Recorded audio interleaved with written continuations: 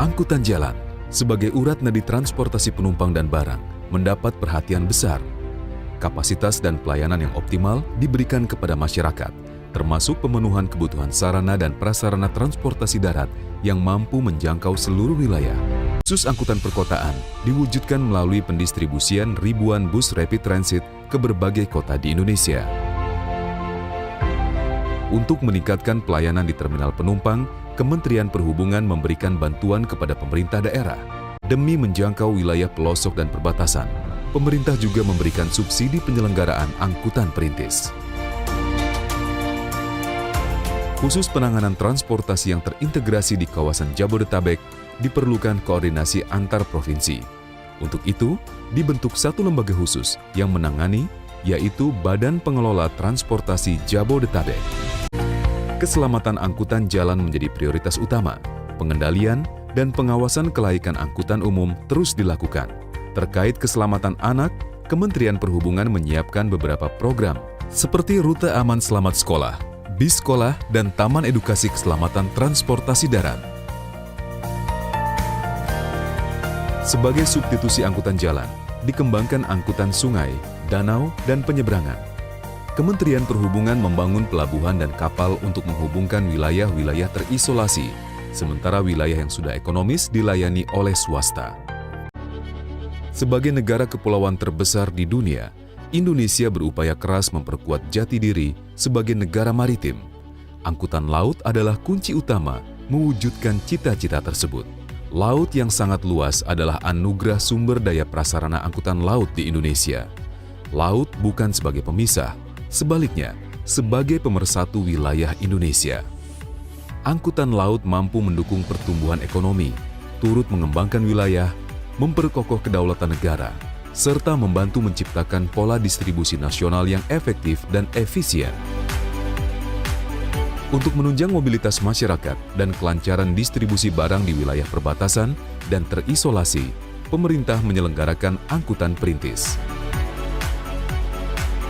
Berangkat dari cita-cita mulia mewujudkan keadilan sosial, konsep tol laut digulirkan. Tol laut menjadi solusi untuk menekan disparitas harga di wilayah timur Indonesia. 6 trayek tol laut telah beroperasi pada tahun 2016 dan terus dikembangkan pada tahun selanjutnya. Kapal tol laut, kapal logistik dan kapal ternak berlayar dengan kepastian jadwal, mengangkut logistik dan menjaga kualitas ternak yang diangkut. Dalam 2 tahun penyelenggaraannya, tol laut terbukti signifikan menurunkan harga di berbagai wilayah di Indonesia. Pemerintah tidak berhenti dengan program tol laut, namun dikembangkan menjadi tol logistik laut. Melalui tol logistik laut, ketersediaan muatan balik dapat terpenuhi, sehingga lebih efisien.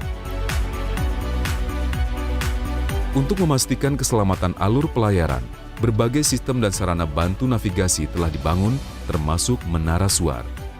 Selain sebagai sistem sarana bantu navigasi, Menara Suar juga adalah wujud kedaulatan Negara Kesatuan Republik Indonesia.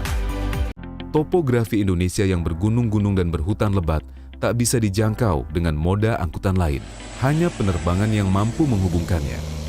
Untuk meningkatkan pelayanan transportasi udara, puluhan bandara baru dibangun. Ratusan bandara juga dipercantik. 10 tahun ke depan, ditargetkan 300 bandara telah tersedia di seluruh penjuru Nusantara. Pembangunan dan pengembangan bandara, selain untuk membuka aksesibilitas suatu wilayah, juga diperuntukkan sebagai penunjang potensi wisata hingga mitigasi bencana. Penerbangan Indonesia merupakan bagian yang tak terpisahkan dari penerbangan internasional yang menerapkan standar keselamatan dan keamanan dunia. Pengakuan datang dari negara lain dan organisasi internasional. Federation Aviation Authority menaikkan kategori Indonesia menjadi kategori 1. Bahkan dalam audit International Civil Aviation Organization, Indonesia mencapai nilai 93,70% yang berarti sangat baik untuk kinerja keamanan penerbangan. Perkereta-apian dibangun untuk mewujudkan transportasi massal dan ramah lingkungan. Jangkauan pelayanan kereta keperintisan terus diperluas. Pembangunan jalur kereta api selain dilakukan melalui pembangunan jalur baru, juga dilakukan melalui reaktivasi jalur yang pernah beroperasi. Semangat pemerataan pembangunan tercermin melalui pembangunan jalur kereta api di Sulawesi atau Trans Sulawesi Railways.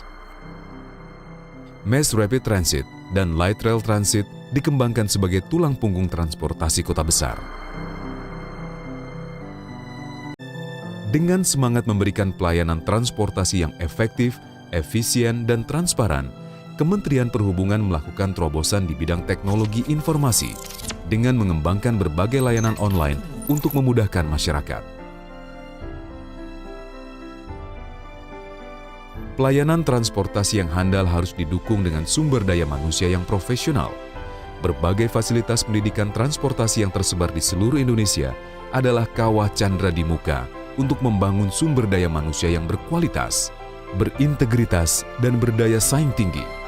Kementerian Perhubungan berkomitmen membangun negara dalam nafas 5 citra manusia perhubungan. Takwa kepada Tuhan Yang Maha Esa, tanggap terhadap kebutuhan masyarakat akan pelayanan jasa yang tertib, teratur, tepat waktu, bersih, dan nyaman. Tangguh menghadapi tantangan, terampil dan berperilaku gesit, ramah, sopan, serta lugas, tanggung jawab terhadap keselamatan dan keamanan jasa perhubungan. Kami berjuang untuk bangsa Indonesia tercinta dan memenuhi harapan masyarakat akan pelayanan transportasi yang selamat, aman, dan nyaman, serta menjangkau seluruh pelosok Nusantara. Kami akan terus membangun untuk mensejahterakan masyarakat. Kementerian Perhubungan merajut Nusantara. Menteri Perhubungan melihat dan memenuhi kebutuhan masyarakat Jakarta dalam proyek strategi nasional mempercepat pembangunan MRT dalam pemenuhan kebutuhan akan transportasi massal di Jakarta. Akuntabel. Sebagai yayasan Kementerian Perhubungan, segala tindak tanduk memiliki pertanggungjawaban sebagai pelayan publik, baik kepada atasan, lembaga, pembina, dan lebih luasnya kepada publik, serta kepada Bapak Budi Karya Sumadi selaku Menteri Perhubungan. Sebagai Menteri Perhubungan, Budi Karya Sumadi memiliki tanggung jawab yang luar biasa dalam memilih ASN yang berkompeten untuk memenuhi pelayanan publik transportasi di Indonesia dari Sabang sampai Merauke. Pemenuhan formasi ASN di IKN sendiri sudah sesuai dengan PAN RB menyetujui 18.017 formasi ASN tahun 2024. Harmonis. Nilai harmonis yang ada pada Bapak Budi Karya Sumadi dapat dilihat dari terobosan yang dilakukan kepada aparatur sipil negara saat melaksanakan cuti lebaran dan melakukan mudik lebaran untuk menyambut Hari Raya Idul Fitri 1445 Hijriah untuk mencegah kepadatan arus mudik dan arus balik lebaran, mengantisipasi akibat kepadatan lalu lintas saat arus balik lebaran. Terpilihnya Bapak Budi Karya Sumadi menjadi Menteri Perhubungan untuk kedua kalinya. Kedekatan Budi dan Bapak Jokowi sudah dimulai sebelum ia menjadi Menteri di Kabinet Kerja periode lalu. Saat menjabat sebagai Menteri Perhubungan, Bapak Budi Karya diberi tugas membangun sejumlah bandara di wilayah 3T dan menghidupkan kembali bandara-bandara yang sudah vakum. Ia juga diminta melaksanakan proyek tol laut untuk menekan disparitas harga barang wilayah Barat dan Timur Nusantara. Budi Karya tercatat sebagai Menteri yang loyal kepada Bapak Jokowi. Saat pemilihan Presiden Republik Indonesia April lalu, Bapak Budi Karya termasuk dalam tim inti kampanye Jokowi. Dalam pidato dan sejumlah wawancaranya, ia juga ucap menyebut keberhasilan pemerintahan Jokowi. Kolaboratif.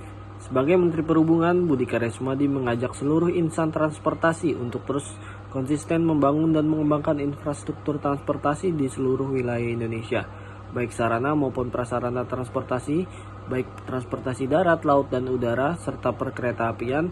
Berbagai pembangunan yang telah dilakukan menjadi lompatan pertama yang tidak mudah dilakukan dalam rangka mewujudkan visi misi Indonesia Emas dan menjadi 5 besar kekuatan ekonomi terbesar di dunia pada tahun 2045.